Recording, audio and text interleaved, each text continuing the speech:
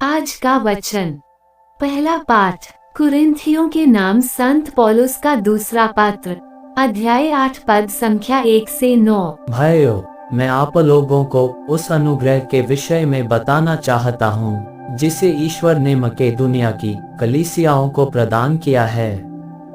संकटों की अग्नि परीक्षा में भी उनका आनंद अपार रहा और तंगहाली में रहते हुए भी उन्होंने बड़ी उदारता का परिचय दिया है।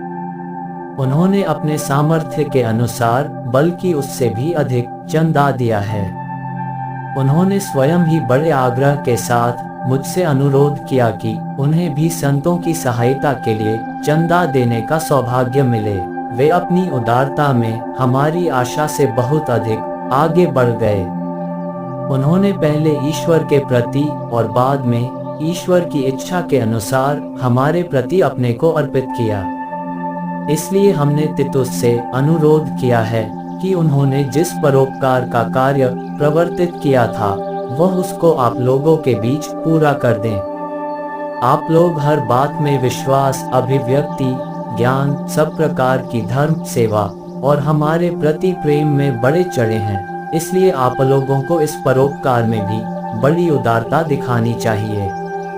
मैं इस संबंध में कोई आदेश नहीं दे रहा हूँ, बल्कि दूसरे लोगों की उदारता की चर्चा कर मैं आपके प्रेम की सच्चाई की परीक्षा लेना चाहता हूँ।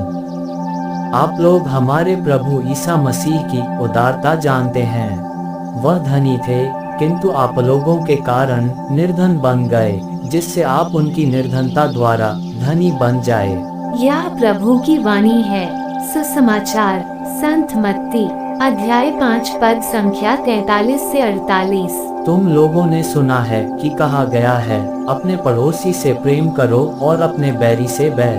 परंतु मैं तुमसे कहता हूँ, अपने शत्रुओं से प्रेम करो और जो तुम पर अत्याचार करते हैं उनके लिए प्रार्थना करो।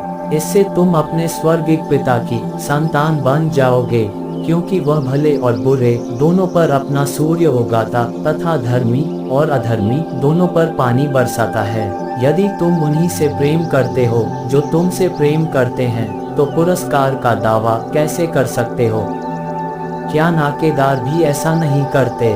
और यदि तुम अपने भाइयों को ही नमस्कार करते हो, तो क्या बड़ा काम करते हो? क्या गैर यहूदी भी ऐसा नहीं करते? इसलिए तुम पूर्ण बनो जैसे तुम्हारा स्वर्गीय पिता पूर्ण है।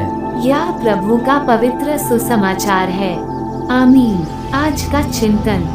सच्चाइयाँ और अच्छाइयाँ हम सबों में ईश्वर द्वारा प्रदत्त वरदान है। जब तक हम अपनी इन अच्छाइयों को न सराहे, तब तक हमें दुनिया की अच्छाइयाँ नजर नहीं आएगी।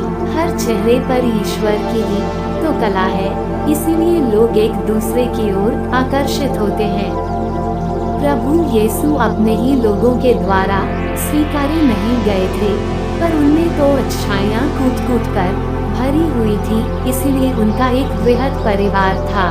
परोपकार और उदारता भरे उनके जीवन ने न केवल लोगों को अपनी ओर आकर्षित किया, बल्कि उन्हें खुद के आध्यात्मिक आवश्यकताओं को जानने का मौका दिया। आज हम भी दूसरों के जीवन में अच्छाइयों को प्रदर्शित करने के लिए बुलाए जाते हैं। ये कठिन तो है, पर असंभव नहीं, क्योंकि ईश्वर सदा हमारे साथ है। आमीन।